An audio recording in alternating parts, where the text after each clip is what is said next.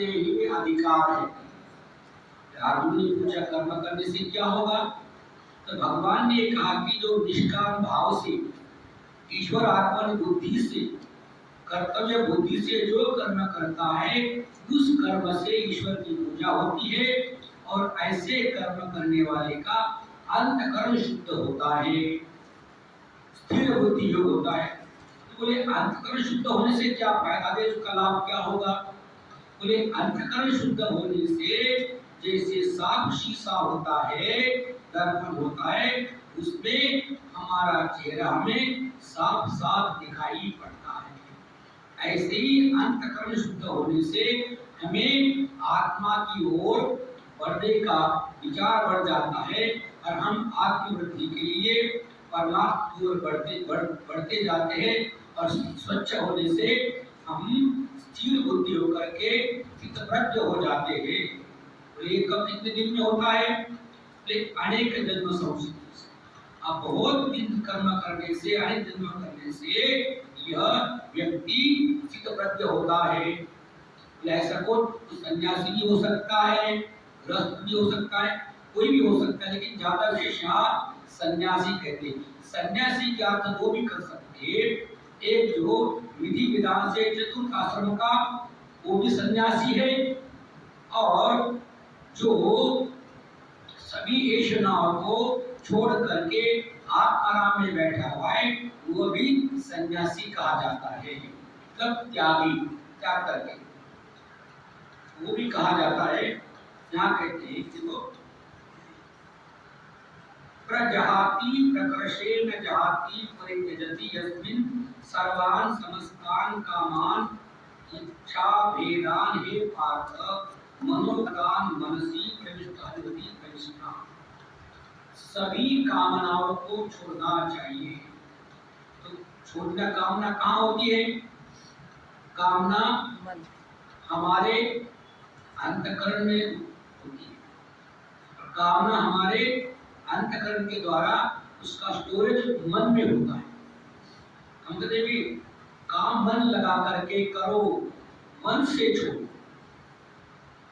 लोग कुछ चीज को छोड़ते हैं लेकिन मन से छोड़ते नहीं, बार बार याद करते हैं, देखो हमने इतना नौकरी छोड़ा, इतना प्रॉपर्टी छोड़ा, इतना घरदार छोड़ा, हम सन्यासी बन गए, बाबा बन गए। छोड़ा वहां, लेकिन वहां मन से नहीं छोड़ा। छोड़ा होगा तो मन में वो नहीं रहता। तो सारे संसार का जो स्टोरेज है वह मन है। इसलिए शास्त्र ने कहा कि मन का आयतन बहुत बड़ा है। इसलिए कहते हैं कि छोड़ना मन से छोड़ना है। मतलब मन से छोड़ना मतलब उसको दोबारा उसका मनन नहीं करना, उसका चिंतन नहीं करना, मन में आना चाहिए, तब वो क्या कहला जाएगा कि पार्थ सर्वान कामान मनोगतान। क्या विशेष शब्द मन है, मन से छोड़ना है। हाथ से वस्तु चली गई लेकिन मन से नहीं गई। हाथ से तो दे दिया, खूब दुख छोड़ दिया, लेकिन मन से नहीं गया। तो कहते कि एक हाथ से किया हुआ एक हाथ से नहीं। महाराज ऐसा भी हो सकता है, संभव है। ऐसे भी व्यक्ति संसार में है, महापुरुष है, इस संसार में कहीं किसी की कमी नहीं होती है। जो काम हम नहीं कर सकते दूसरा नहीं कर सकता, ऐसा नहीं है। सर्वान पार्थ मनोगतान। तो ये अर्जुन जो ऐसा जो व्यक्ति होता है, चित्तप्रज्ञ होता है, वह संसार को मन से छोड़ता है, मन की सारी इच्छाओं को छोड़ देता है।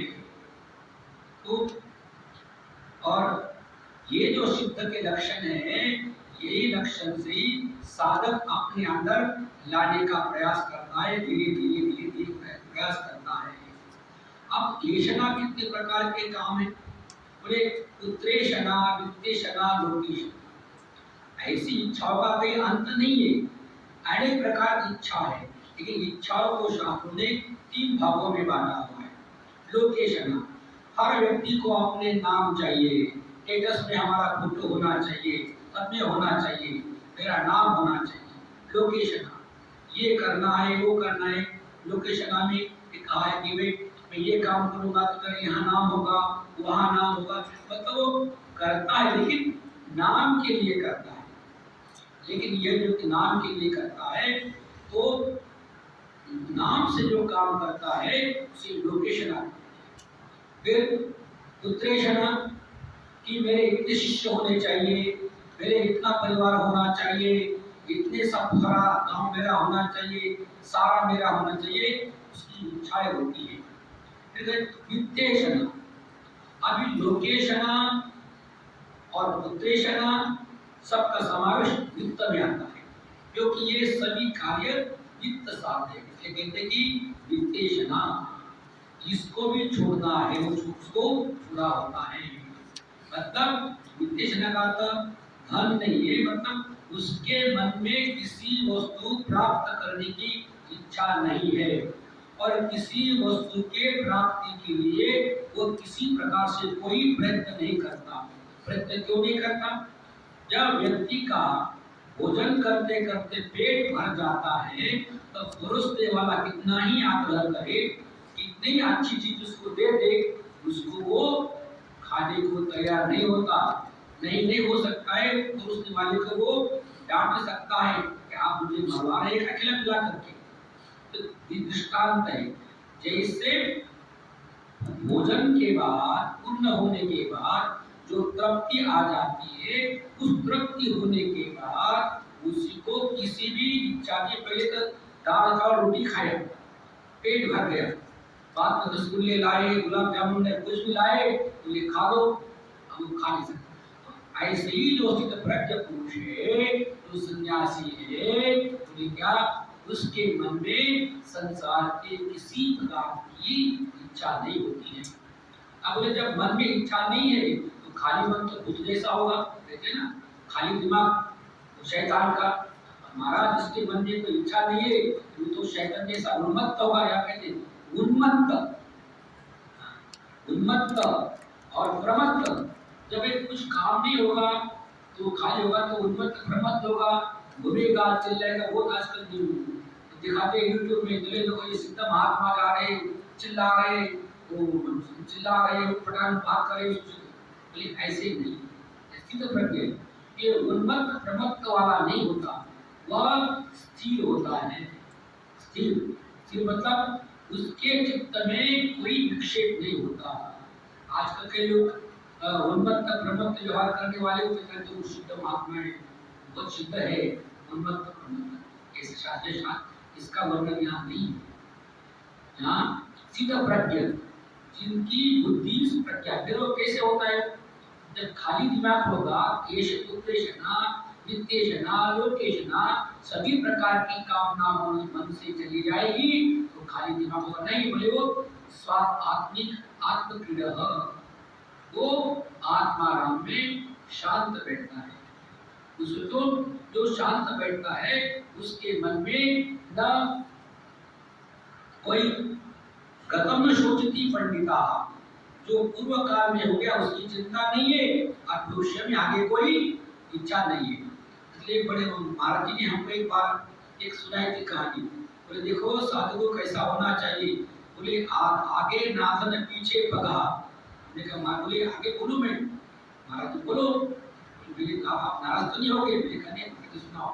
बोले गाँव में लोग कहते हैं महात्मा कैसा होना चाहिए, बोले आगे नाथन पीछे पीछे पगा, जैसे धुलमेलों के गधा। दिया था कि आगे ना, आगे कुछ प्राप्त करना है, कोई संकल्प नहीं है, पीछे पगा मेरा कुछ काम बाकी रह गया है, ये उसके अंदर एक इच्छा नहीं है। अब बोले कैसे?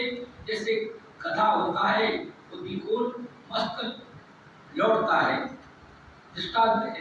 बोले जैसे वो मस्ती में होता है ऐसे ही तो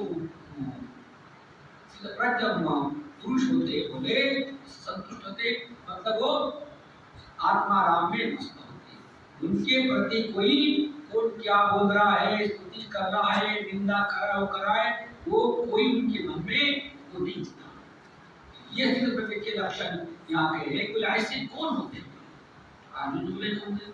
या भगवान शंकराचार्य की सन्यासी, वो सन्यासी होते हैं वो ऐसे होते हुए उनके अंदर ये लक्षण। अब इनके लक्षण हम अपने पर लेंगे तो हम भी इस स्थिति को जानने का प्रयास करते। प्रजाति सर्वान कामान प्रकर्षेण छूटिया है। ये स्थिति कई आत्माराम स्थिति कैसी होती है? छोटा बालक होता है ना, 4 महीने का 6 महीने का, वो देखो वो हंसता है अपने आप के अंदर, अपने आप को क्यों? तो आत्माराम। जैसे आदमी निद्रा अवस्था में, जागृत अवस्था में, स्वप्न अवस्था में, तीन दो जागृत स्वप्न में व्यक्ति परेशान होता है, लेकिन सुषुप्ति अवस्था में वो आत्माराम में बाह्य आनंद, बाहर का कोई आनंद नहीं है, वो स्वयं के आनंद में डूबा हुआ है, लेकिन उस आनंद का हमें भान नहीं। जैसे हम नींबू पानी शिकंज जो पी रहे तो हम पीते से उसका हमें स्वाद आ रहा है, पता चल रहा है, लेकिन ये जो चित्तप्रज्ञ होते हैं उनको उनका आनंद का रस पता होता है। हम जो निद्रा अवस्था में जाते आनंद तो है, लेकिन उसका हमें वहाँ स्पंदन नहीं है, उसका हमें भान नहीं है, उसका हमें स्पर्श नहीं है, क्यों? उसमें हम अज्ञान अवस्था में। ऐसा जो प्रज्ञ होता है तो 24 घंटे होता है। ऐसे प्रज्ञ में और क्या क्या लक्षण होते हैं ये आगे वाले श्लोक में बताएंगे। अब हम माता जी से निवेदन करेंगे कि माता जी भी अपने अमृत